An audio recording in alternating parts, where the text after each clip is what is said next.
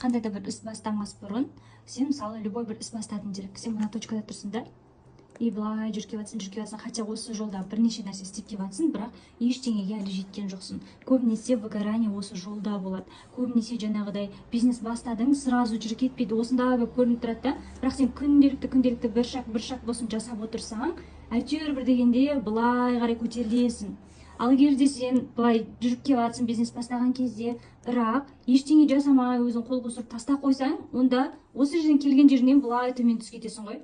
И самый қиыны осы жер деп айтады Әділ мырза. Самый қиыны осы жер. Осы жерден өтсең, былай қарай уже рост болады.